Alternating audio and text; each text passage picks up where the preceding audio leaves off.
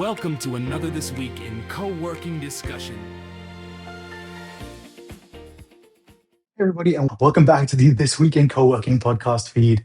I am your host, Hector Kolonas, and I am joined today by Warren Hersowitz. Warren, how are you? Great, Hector. Thank you for having me.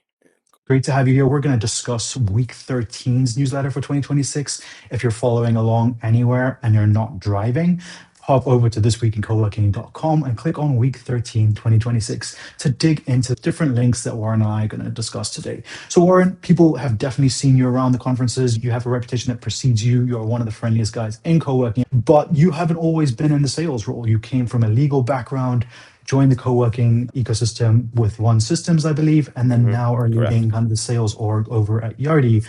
What do you do all day, Warren? Well, first off, thank you. It's an honor to be known as one of the friendliest guys in the industry. Honestly, in terms of my workday, most of it's talking with operators. I talk with operators, I do tours, I see spaces, learn about industry trends. And that's what's really kept me in the game for so long. It's just so interesting to always see what's the latest, what's the greatest, where's the market going, what are the new ideas that operators are doing, where are we focused, and also what are we potentially missing. And then on a personal note, I live down in Miami, so I love the sun, I love the beach. If you ever want to come for a 7 a.m. beach workout, we're always down there most days, so you guys just let me know and I'll meet you down on the beach. And then if I'm not on the beach, I try to be in the mountains, get on a plane, and I love snowboarding, but I really just love the outdoors. So anything that I can do to get some fresh air, some peace and quiet, away from the city madness, I'll do it. I'll take the time. Really love that. So today we're going to talk about a bunch of really interesting topics. We're going to talk about Convene's capital raise. We're going to talk about whether co-working is contagious, and we're going to talk about some very alarming things happening in the ad spend side. But before we do any of that, tell me about Yardi Kube Start. Who is it? Who is this for, and what is it? Yeah, so Yardi Kube Start is built specifically for single site operators. Now, this is not a new platform. It is Yardi Kube honed in specifically for single site operators. And essentially, it's recognizing that there is a difference in operations and a difference in complexity between a multi-site operator and a single site operator. And so Start has been designed both in terms of the setup in the platform and the ability to implement and go live with it, specifically with that single site operator lens. So how can we simplify certain things that aren't relevant to running a single site? How can we allow you to have an easier time to implement and go live and start using the system, knowing that often in a single site operation, there's not the same bandwidth available to either the staff, which will be smaller, and also for the ownership in that where they're wearing a lot of hats. So their time is even more limited, arguably, than those multi-site operators who have bigger teams. And so we've built this product specifically with that in mind. However, here's a really neat thing about it. It's still the same Enterprise Cube platform. It still has the enterprise accounting system backbone to run the accounts receivable process and pull the reporting.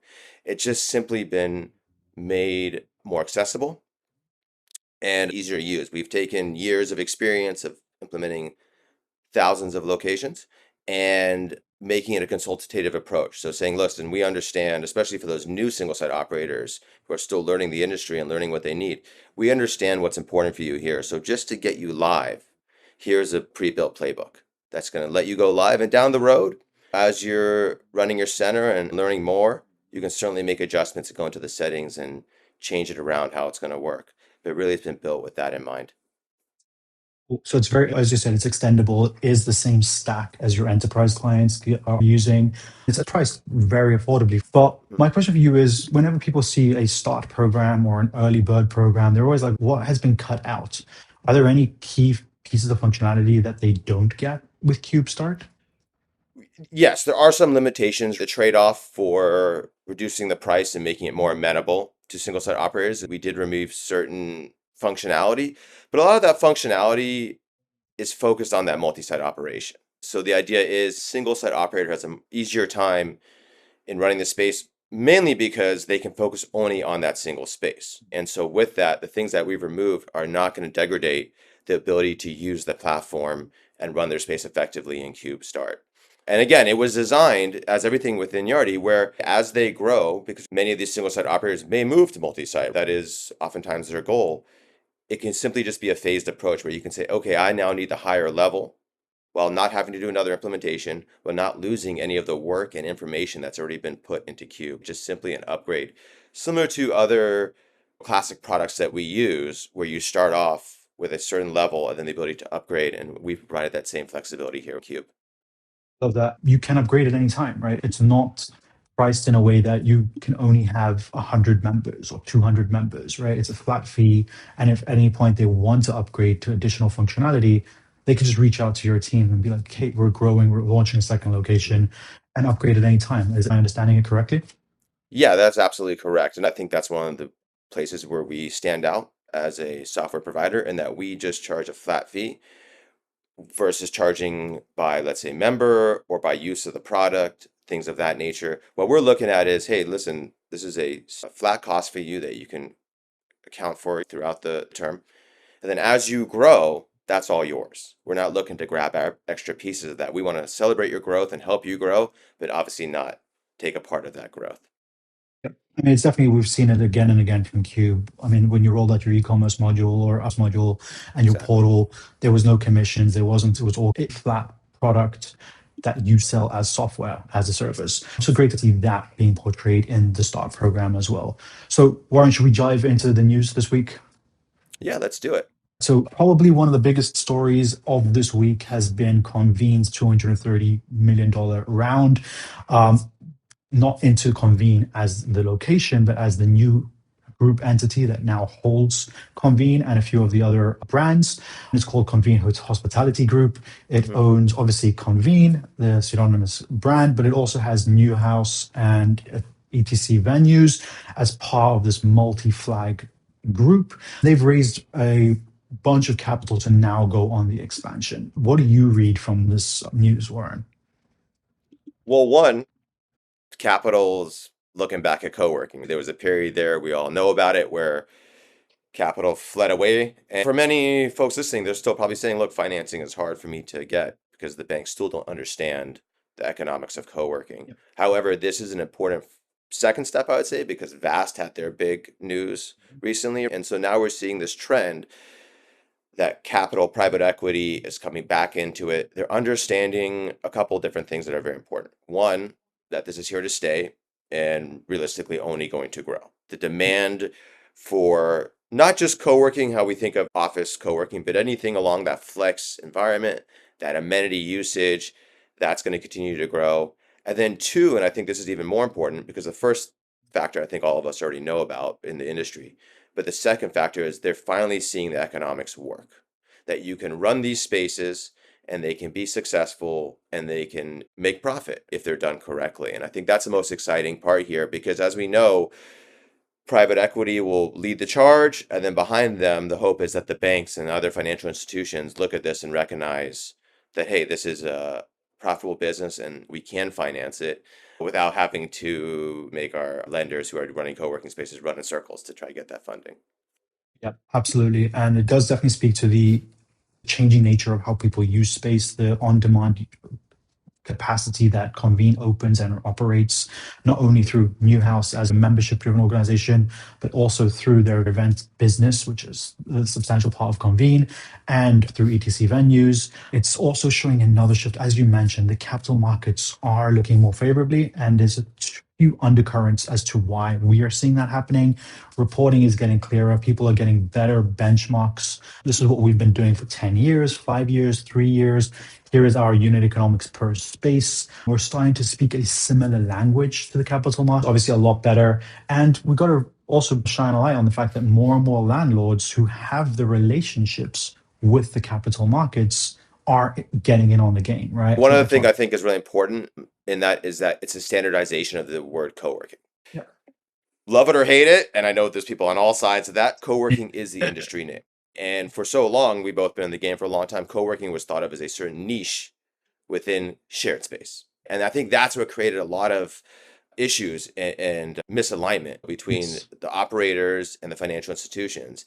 And now with Vast and Convene and WeWork even becoming more profitable or Yep. becoming profitable now, people understand that, hey, co-working is just the industry term, and below it sit A to Z. You have Yep. co-warehousing, you have biolabs, you have salon suites, you have event spaces. It's Yep. just all co-working. We don't have to get hung Yep. up on co-working only means this specific tiny piece of our Yep. industry. And that's really great because for a long time there was an argument about what do we call this industry? What's the standardized Yep. term?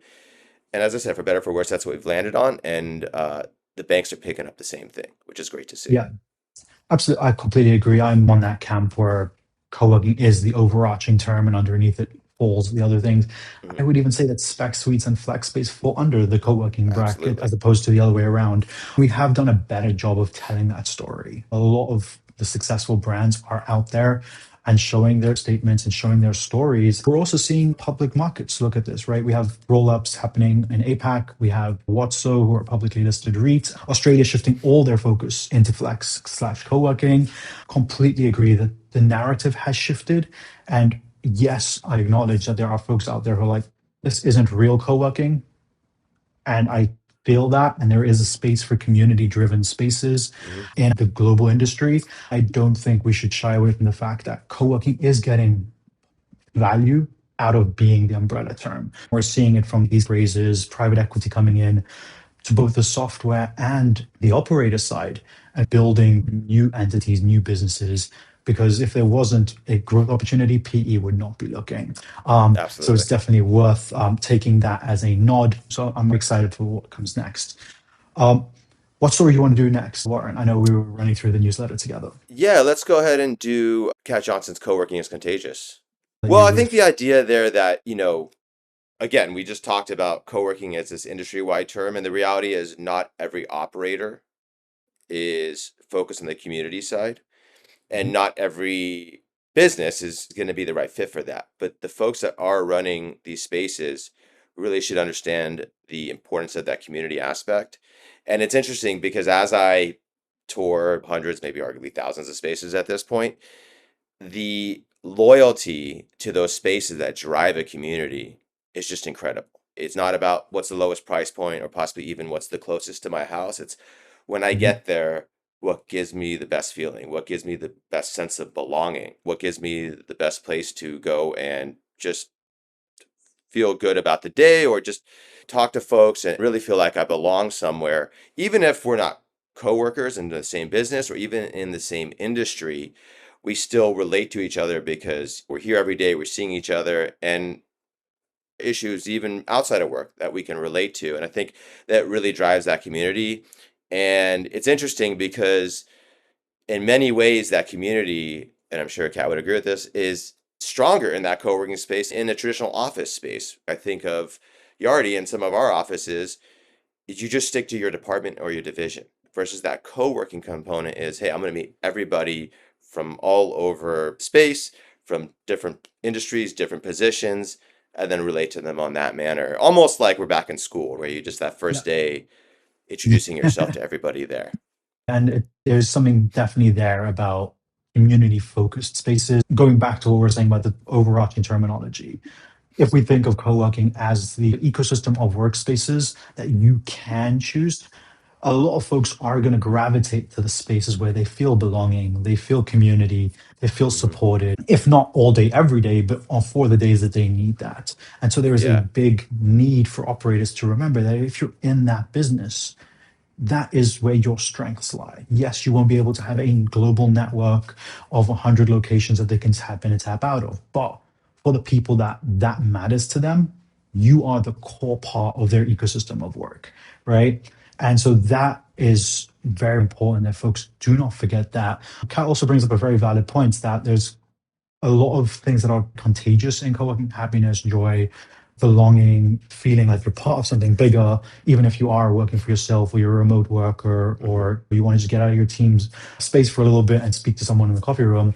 But there's also the other side, right? If people are all alone and they're lonely and they're depressed, that's also contagious, right? So community, not just we put donuts in the break room, we just kind of leave it very unnurtured, that can also fester into negative experiences. So keep that in Absolutely. mind when you're building a community focused space, that you want to keep an eye on what is happening in the space and push towards no one being left out and that stuff, without them walking into someone's office when someone's in the middle of a sales call and being like, you got to get out there, there's donuts right now, right? You got to keep that balance between this Absolutely. is a community space, but people are also there making their wage, making their money, running their business.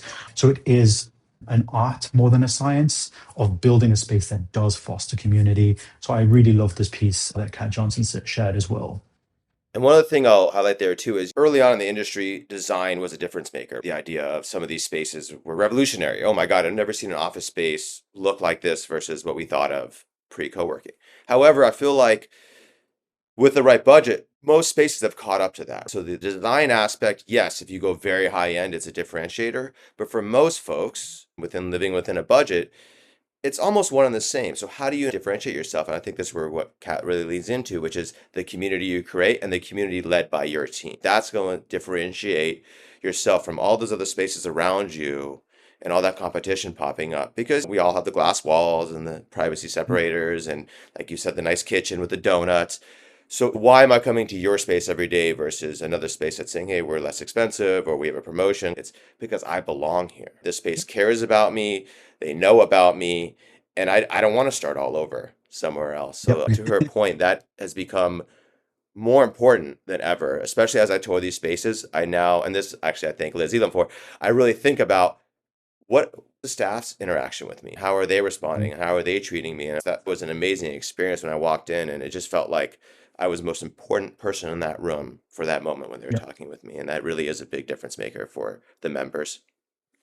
It definitely is. And it actually reminds me of another link in this week's newsletter from Johnny Rosenblatt over at Space Made, where he was sharing how they spent 2 days bringing all their teams from all their locations to one place to work out together, to hang out together, to nurture the community of people who are responsible for nurturing community, right? People are just like, we're hiring community managers, we're throwing software at them, we're throwing to-do lists at them, we're throwing the toilet plunger at them.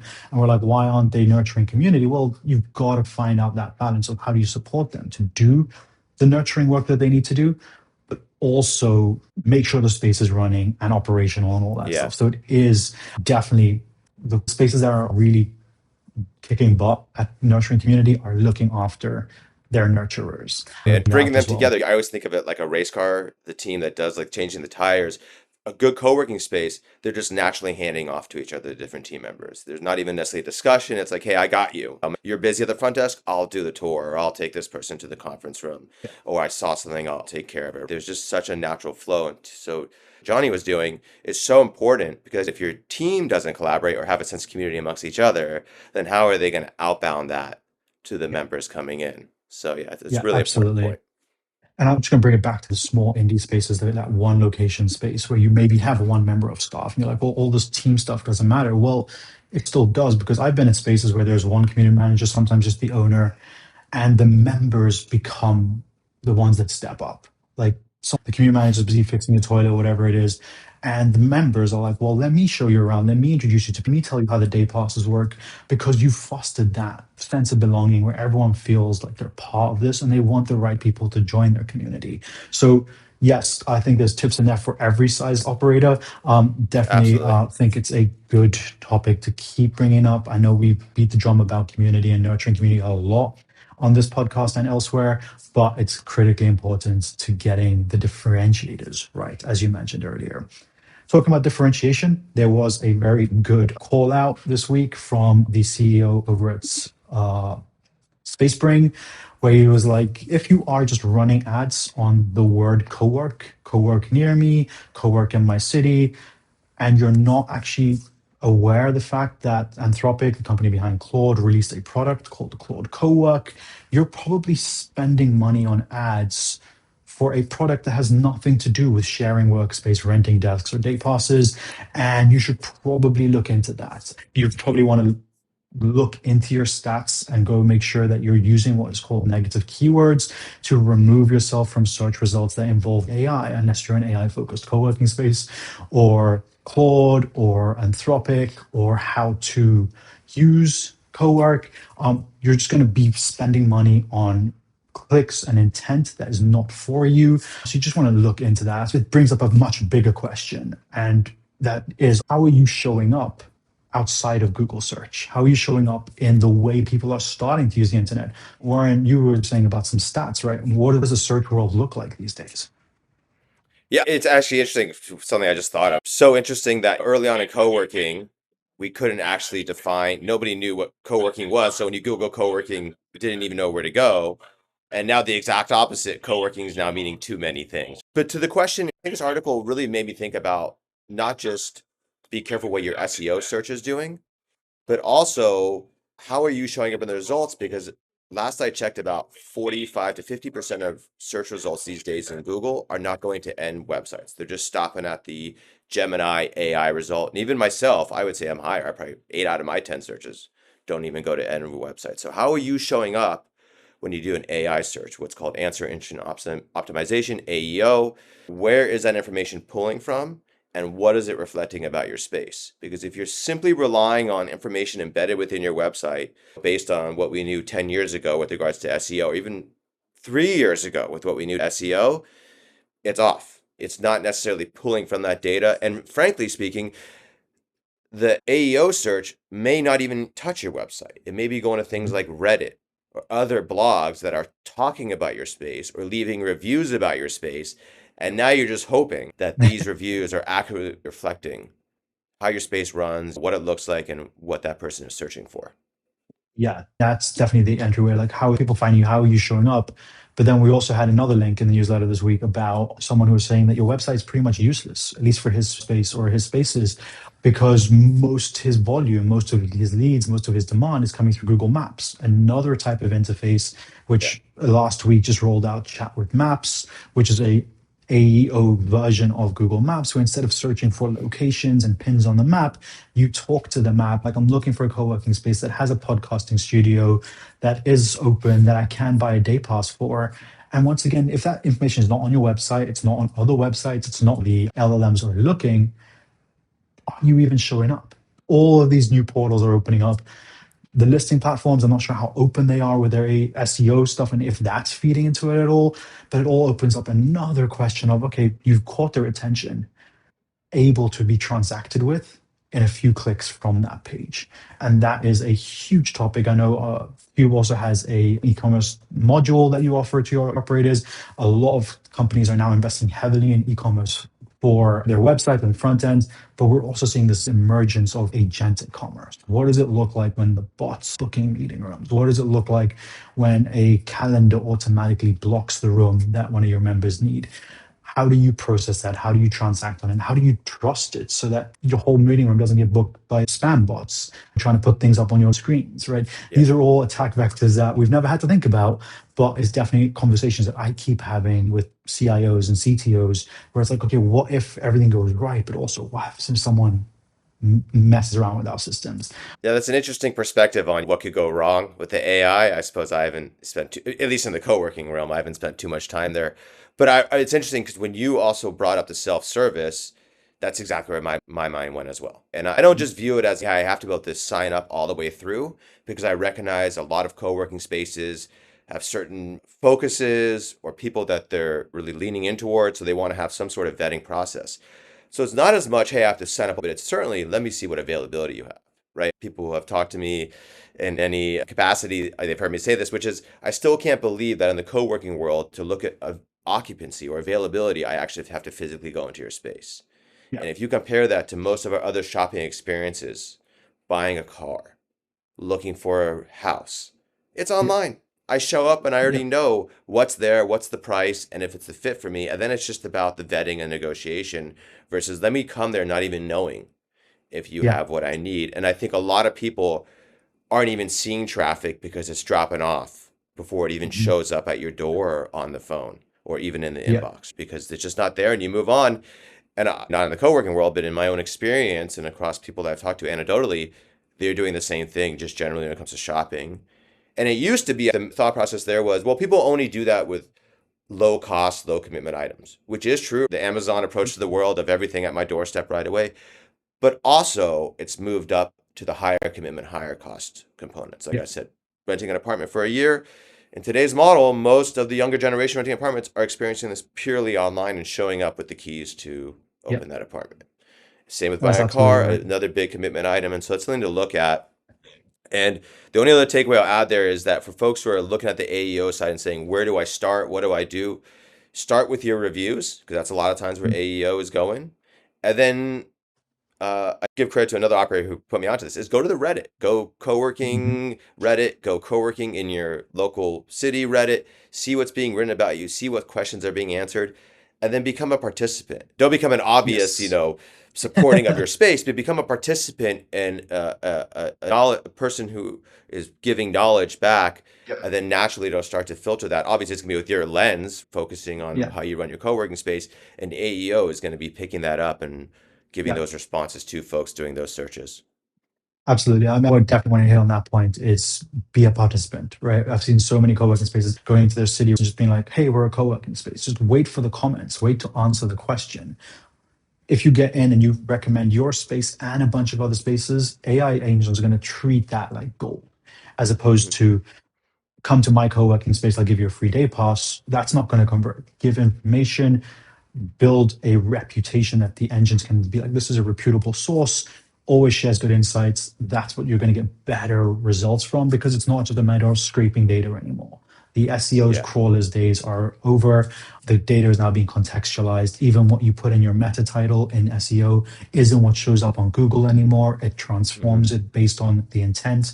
So the game has changed. Get involved with conversations, be part of your local community is the best advice I can give to any operator who wants to show up on local searches, especially when it comes to AEO. Now, Warren, I'm going to break the fourth wall here. I know that you have to get out of here and grab a flight. I do not want you to be stuck in any long lines. So what I am going to Fingers ask you, Warren, crossed. is where, fingers crossed, where can people meet you in the next couple of weeks? Where are you going to be? So first, we'll be at the Juicy Conference in New York in a couple weeks. Looking forward to seeing everybody there who's attending. From there, I'm going to be at the Immersive in June in Toronto. And otherwise, just on a plane traveling. I love going to spaces. I love meeting operators, current friends that I've known for a long time, but also new operators who I haven't had a chance to meet yet. So I would say if you can't make it to the conference and you want to have a chat, Yardi's a big believer in in-person stuff. So people say, oh, why would this person get on a plane and come see me? Hey, we want to build a relationship. We want to get to know you. You may not be the right fit right now, and that's totally okay. We still want to learn about the new up-and-comers in the industry and even the vets in the industry. Because again, not only is it us getting our brand and our name out there, but also we're seeing trends and what is actually happening on the ground. I think that's so important. Sometimes people get so stuck in the numbers Yep. or what's in the Google or the AEO versus just getting on the ground and physically seeing what we're doing. Back to what we talked about with the community. Nothing like Yep. being personally present and meeting with those operators. So yeah, the conferences and all over the country and Canada, I would say. Great. Well, I'll add your contact details as well on your people Thank profiles. you. People can reach out, connect with you on LinkedIn. Warren, thank you very much for joining us. Thank you for geeking out with us about this week's newsletter. And I will see you in New York for Juicy in a couple of weeks. Yeah, thank you for having me. Looking forward to seeing you there. Thanks, Hector. Bye.